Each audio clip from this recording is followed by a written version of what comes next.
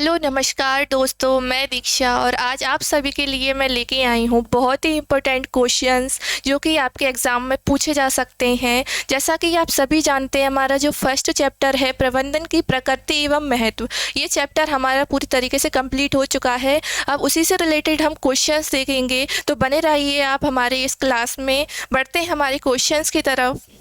पहला है हमारा, कोई भी व्यवसाय स्वयं नहीं चलता है, चाहे वह संयोग की स्थिति में ही क्यों ना हो। कोई भी व्यवसाय जो है आपका स्वयं नहीं चल सकता है कि आप कोई भी आपने दुकान खोल ली, उसकी प्लानिंग भी नहीं करी आपने, उस पर जो है लोगों को काम भी नहीं दिया आपने, लोग नहीं ढूंढे, संगठन नहीं बनाया।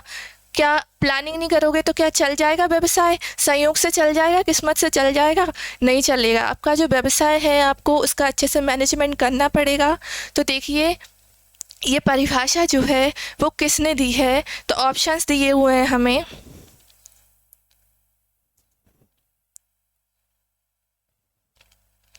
ऑप्शन है हमारे Edwin M Robinson, Henry Fayol, FW. Taylor और पीटर। तो जो इसका सही आंसर होगा वो क्या होगा? एडविन एम रॉबिन्सन, यानी ऑप्शन नंबर ए हमारा सही हो जाएगा। ये परिभाषा जो है किसने दी है? एडविन एम रॉबिन्सन ने। सेकंड क्वेश्चन हमारा,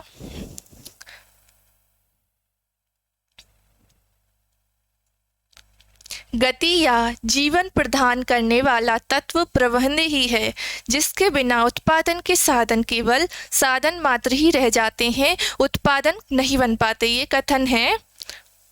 देखिए पहले तो हम इसको समझ लेते हैं परिभाषा को। यानी जो प्रबंध है ये क्या है? एक जीवन प्रदान करने वाला तत्व। कोई भी व्यवसाय हो उसमें अगर मैनेजमेंट नहीं होगा कि वो चल नहीं पाएगा। यानी कि सबसे पहले हमें उसकी जो भी व्यवसाय करेंगे, जो भी उद्योग खोलेंगे हम, तो उसमें क्या जीवन प्रदान करने वाला तत्व है। मैनेजमेंट बहुत ही ज़रूरी है। यानी जीवन प्रदान करने वाला तत्व है जिसके बिना उत्पादन के साधन, यानी मैनेजमेंट नहीं होगा तो उत्पादन के जो साधन हैं वो केवल साधन मात्र रह जाएंगे, वो कभी भी जो है उत्पादन आपके नहीं बन पाएंगे। ये कथन किसने दिया है? ऑप्शंस देखते हैं हमारे। Peter F Drucker, Henry Fayol, Lucas Pacioli या एफ.डब्ल्यू. टेलर। तो जो इसका सही आंसर होगा वो होगा पीटर एफ ड्रकर। यानी कि जो परिभाषा दी है वो किसने दी है? पीटर एफ ड्रकर ने दी है। अगले क्वेश्चन की तरफ बढ़ेंगे हम।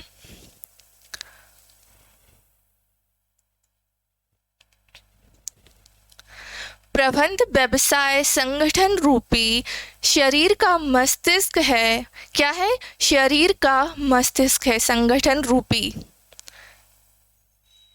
एवं उसकी जीवनदायिनी शक्ति है। क्या है?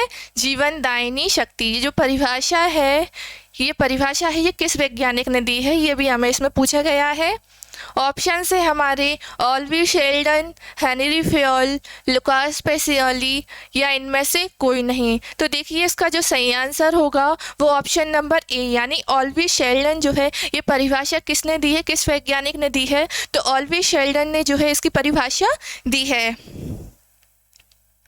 अगला है हमारा क्वेश्चन,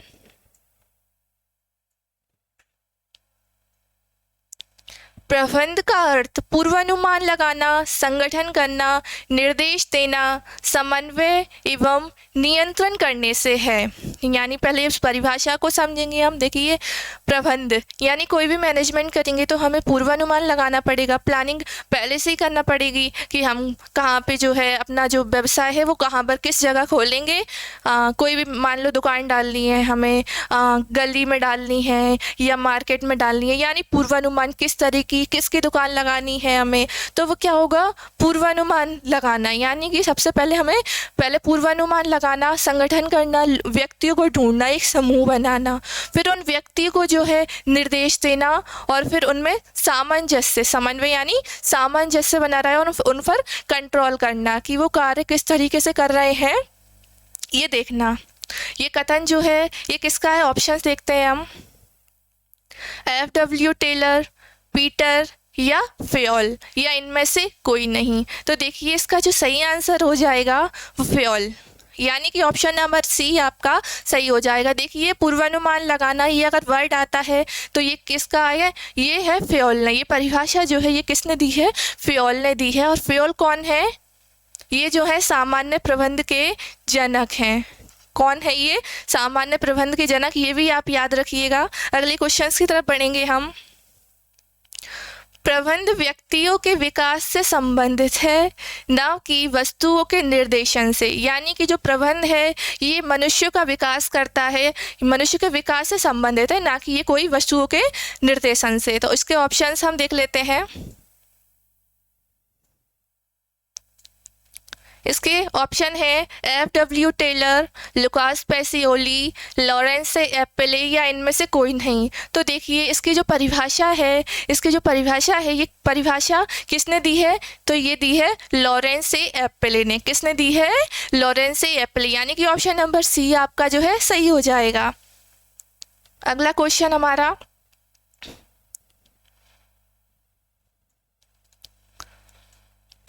कौन सा कार्य प्रबंध का कार्य नहीं है। हमें बताना है, ये कार्य दिए गए हैं प्रबंध के, हमें बताना है कि इनमें से कौन सा जो है प्रबंध का कार्य नहीं है। देखिए ऑप्शन है हमारे नियोजन, नियुक्तिकरण, सहयोग या नियंत्रण।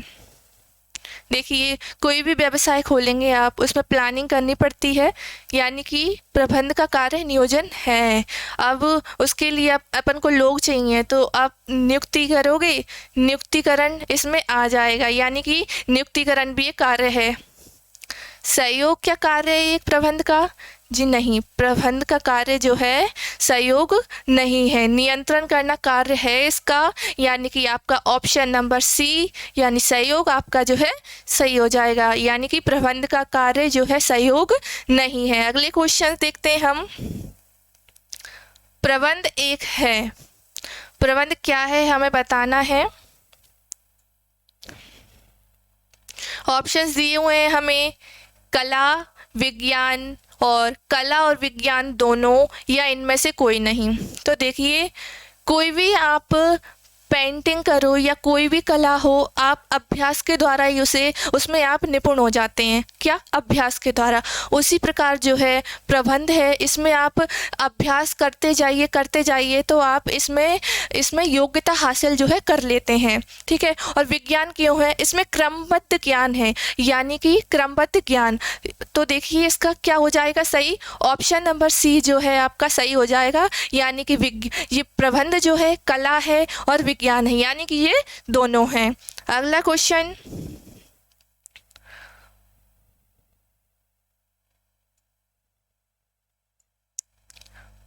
निम्न में से कौन सा प्रबंध का उद्देश्य नहीं है।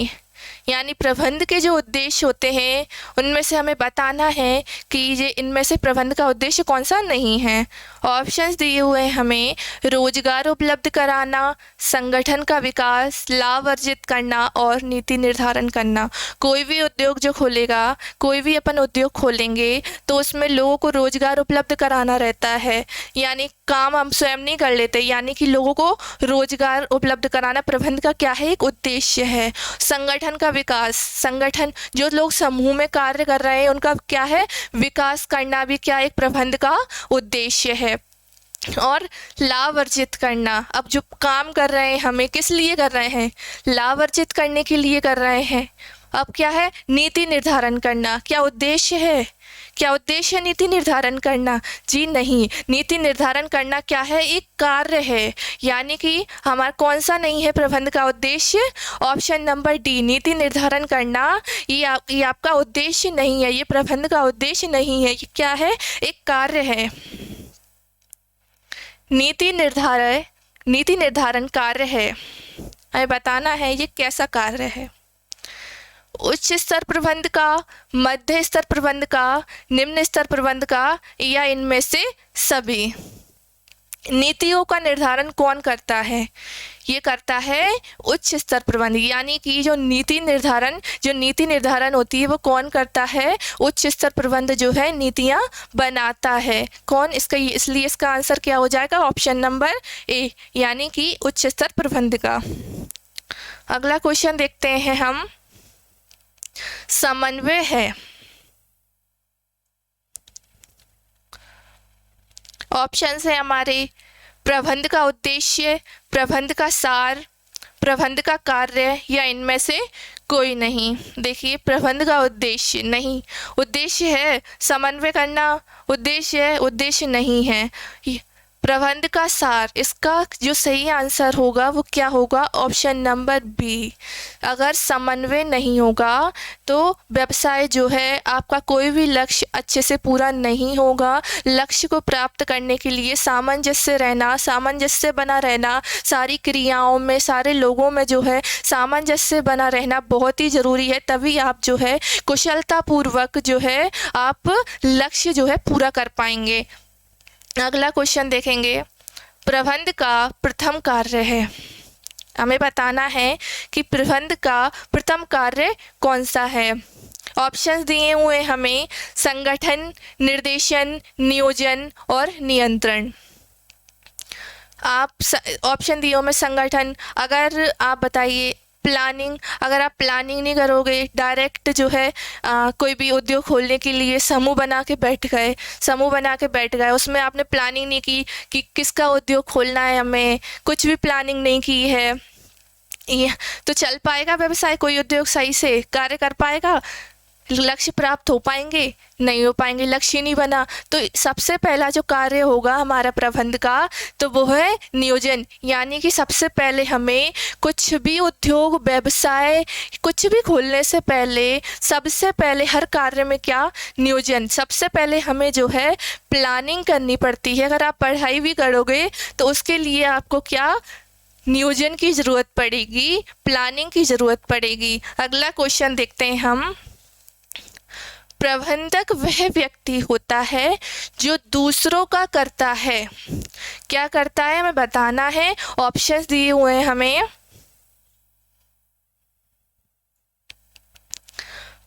प्रबंध, विरोध, काम या भला। प्रबंधक वह व्यक्ति होता है जो दूसरों का क्या करता है? प्रबंध करता है। एक वैज्ञानिक ने परिभाषा भी दी है, प्रबंधक वही है जो प्रबंध का कार्य करता है। क्या? प्रबंधक वही है जो प्रबंध का कार्य करता है। ये किसने दी है? ये परिभाषा दी है लुईस एलन ने। किसने दी है? लुईस एलन ने। अगला क्वेश्चन हमारा, प्रबंध एक व्यवस्था है। किस प्रकार की व्यवस्था है हमें बताना है। ऑप्शन दिए हुए हैं हमें, स्थिर, गतिशील या दोनों या इनमें से कोई नहीं। प्रबंध एक व्यवस्था है, किस तरह की है? वो गतिशील है। यानी कि वो जो है प्रबंध गतिशील है, रुकने वाली नहीं है। अगला क्वेश्चन है हमारा, दूसरे व्यक्तियों से काम कार कराने की युक्ति है। क्या है बताना है। कुशलता, दृढ़ता, प्रबंध या इनमें से सभी। देखिए, इसका जो सही आंसर होगा प्रबंध। दूसरे व्यक्तियों से काम कराने की जो कला होती है, जो युक्ति होती है, वो है प्रबंध। क्या है वो? प्रबंध। यानी कि ऑप्शन नंबर सी आपका है, सही हो जाएगा। अगला क्वेश्चन देखेंगे हम, प्रबंध के संगठनात्मक उद्देश्यों में शामिल किया जाता है। यानी कि जो प्रबंध के संगठन के प्रति जो उद्देश्य है, जो लक्ष्य है, संगठन के लिए उत्तरदायित्व है, उनमें शामिल किया जाता है। बताना है हमें। ऑप्शन है हमारे, जीवित रहना, लाभ, विकास या इनमें से सभी। अब देखिए, हम कोई भी संगठन है कोई भी उद्योग लक्ष्य के लिए, कोई लक्ष्य के लिए संगठन है, तो क्या हम कोई भी ऐसा व्यवसाय करेंगे जो कि बीच में ही रुक जाए या बंद हो जाए? यानी संगठन के क्या उद्देश्य है? जो लक्ष्य, जो व्यवसाय है उसको जीवित रखना और लाभ देखते हैं हम। कोई भी जो संगठन है, जो काम कर रहा है, वो किस लिए करेगा? लाभ के लिए ही करेगा। विकास, यानी जो व्यवसाय, जो उद्योग है, उसका क्या हो? विकास हो, ये भी उद्देश्य है। यानी कि ये सारे हो जाएंगे, यानी ऑप्शन नंबर डी आपका सही हो जाएगा। अगला क्वेश्चन देखते हैं हम।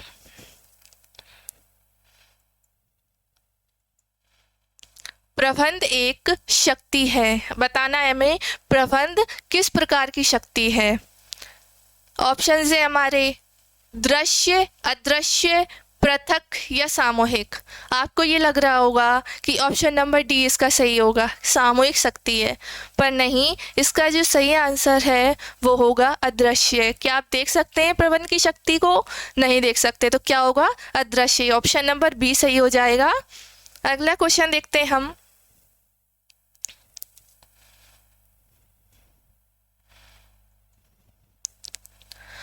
प्रबंध विज्ञान के किस रूप में है? हमें रूप बताना है कि जो प्रबंध है वो विज्ञान के किस रूप में है। तो ऑप्शन है हमारे पूर्ण विज्ञान, सरल विज्ञान, अर्थ विज्ञान या इनमें से कोई नहीं। तो जो इसका सही आंसर हो जाएगा वो हो जाएगा ऑप्शन नंबर बी, यानी कि प्रबंध विज्ञान के किस रूप में है? वो जो है सरल विज्ञान है, सरल विज्ञान के रूप में है। अगला क्वेश्चन।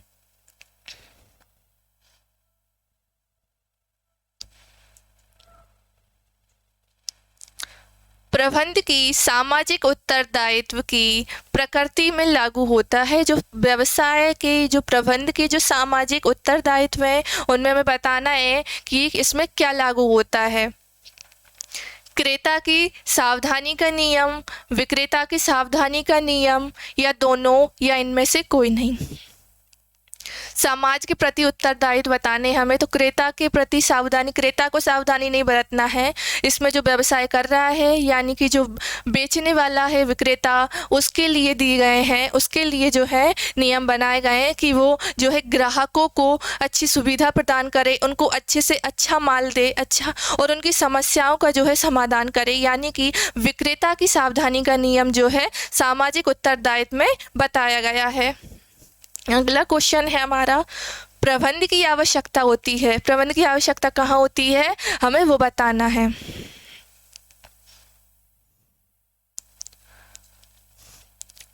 केवल काम करते समय या प्रत्येक समय, हो भी सकती है और नहीं भी, या इनमें से कोई नहीं। तो देखिए मैनेजमेंट जो है, प्रबंध की आवश्यकता आपको प्रत्येक समय पड़ेगी, प्रत्येक समय जो है आपको इसकी आवश्यकता पड़ेगी। नियोजन करोगे तो इसके लिए प्रबंध की आवश्यकता पड़ेगी।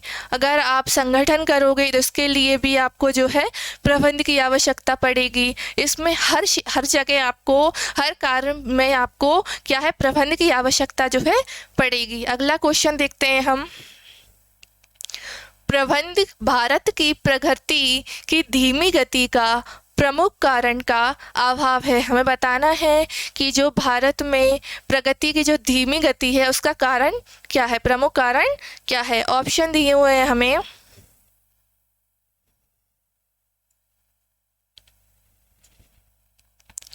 मानव शक्ति, जनसंख्या, कुशल प्रबंध या इनमें से सभी। धीमी गति का कारण क्या है? सही से मैनेजमेंट ना होना, यानी कुशल प्रबंध का अभाव है। कोई भी जो योजना आती है वो सही तरीके से क्यों कार्य नहीं कर पाती है? क्योंकि उसमें जो है कुशल प्रबंध नहीं हो पाती, यानी कि एक अच्छा मैनेजमेंट जो है नहीं हो पाता है। यानी कोई भी योजना को अगर सही रूप से लागू करना है, जो सही रूप से उसके लक्ष्य, अपन को लक्ष्य सबके लिए लागू हो, तो उसके लिए सबसे पहले क्या, एक अच्छा सा मैनेजमेंट होगा, तभी वो योजना है वो अच्छे से कार्य करेगी। अगला देखेंगे हम, प्रबंध किसका नौकर है? प्रबंध जो है किसका नौकर है? ऑप्शंस दिए हुए हैं हमें। प्रशासन, सरकार, डीएम या मुख्यमंत्री। अब हम उद्योग कर रहे हैं, उसमें सरकार कहाँ से आ गई? सरकार, डीएम, मुख्यमंत्री, ये सब आपका आंसर नहीं होगा। प्रबंध जो है किसका नौकर है? प्रशासन का, यानी जो कार्य के लिए जो नीतियाँ बनाता है जो व्यवसाय में, वो प्रशासन है, और जो प्रबंध है इसका नौकर है। अगला देखते हैं हम क्वेश्चन। प्रबंध कला है, प्रबंध किस प्रकार की कला है हमें बताना है। स्वयं काम करने की या दूसरों से काम लेने की या स्वयं काम करने एवं दूसरों से काम लेने दोनों की, यानी कि दोनों की और इनमें से कोई नहीं। प्रबंध देखिए, स्वयं काम करने की भी कला है और दूसरों से काम करवाने की भी कला है, इसलिए आपका क्या हो जाएगा, ऑप्शन नंबर सी जो है आपका सही हो जाएगा। अगला क्वेश्चन है हमारा, प्रबंध का शुरुआत कहाँ से होता है, यानी प्रबंध की शुरुआत जो है कहाँ से होती है। सबसे पहले प्रबंध में हमें क्या करना पड़ता है। ऑप्शन है हमारे संगठन, निर्देशन, नियुक्तिकरण या इनमें से कोई नहीं। सबसे पहले हमें क्या करना पड़ता है, इन प्लानिंग करनी पड़ती है, तो इनमें से क्या है, ऑप्शन नंबर डी सही हो जाएगा। इनमें से कोई नहीं। कोई भी व्यवसाय या उद्योग खोलने के लिए सबसे पहले हमें प्लानिंग करनी पड़ती है, तभी जो है आपका सही से चल पाएगा। यानी प्रबंध का प्रथम कार्य क्या है, नियोजन। अगला क्वेश्चन है हमारा, प्रबंध खाली स्थान चलने वाली प्रक्रिया है। प्रबंध किस प्रकार की प्रक्रिया है हमें बताना है। ऑप्शन है हमारे रुक रुक कर, धीरे धीरे या निरंतर या सभी।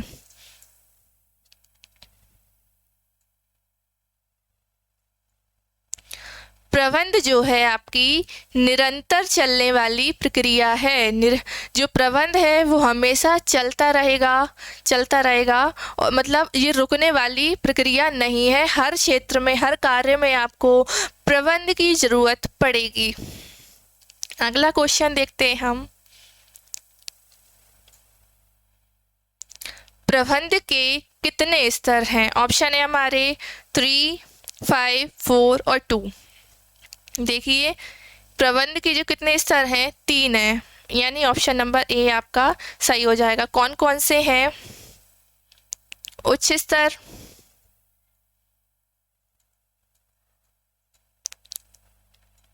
उच्च स्तर प्रबंध, दूसरा है मध्य स्तर प्रबंध,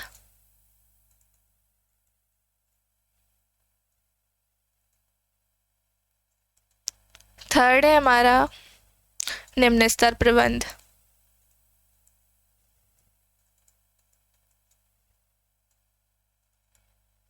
यानी कि प्रबंध के कितने स्तर हैं, 3, उच्च स्तर प्रबंध, मध्य स्तर प्रबंध और निम्न स्तर प्रबंध।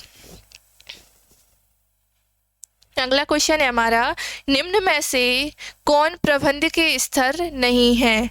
इन्हें बताना है, प्रबंध के स्तर दिए हुए हैं, हमें बताना है कि इनमें से कौन सा जो है प्रबंध का स्तर नहीं है। ऑप्शन है हमारे मुख्य स्तर, निम्न स्तर, मध्य स्तर, उच्च स्तर। जस्ट अभी मैंने बताया क्या हो जाएगा, ये तीनों जो है प्रबंध के स्तर हैं। मुख्य स्तर जो है इसका स्तर नहीं है। अगर आपको इसकी पीडीएफ चाहिए तो मैं आपको टेलीग्राम पे जो है सेंड करवा दूंगी। इसकी टेलीग्राम की जो लिंक है हमने हमारी वीडियो की डिस्क्रिप्शन में दे दूंगी। अगला क्वेश्चन देखेंगे, प्रबंध के स्तरों की संख्या है। हमने जैसा कि अभी देखा प्रबंध के कितने स्तर हैं, 3, उच्च स्तर प्रबंध, निम्न स्तर प्रबंध, उच्च स्तर प्रबंध, मध्य स्तर प्रबंध और निम्न स्तर प्रबंध।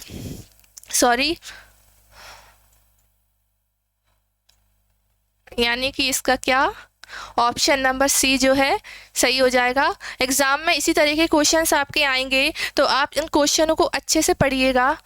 इनकी पीडीएफ आप क्वेश्चंस लगाइए, इनकी बार बार प्रैक्टिस कीजिए, आपको ये क्वेश्चंस याद हो जाएंगे। प्रबंध का सार है।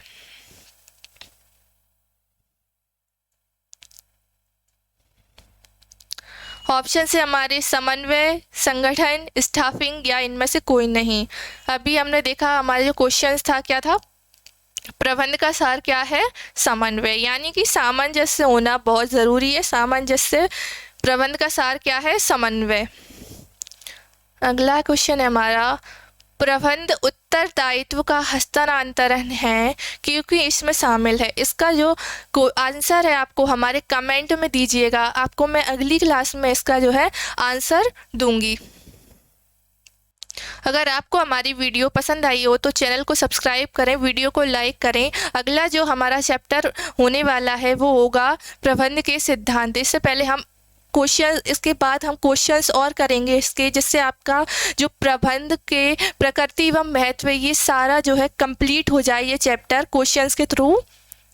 Thank you.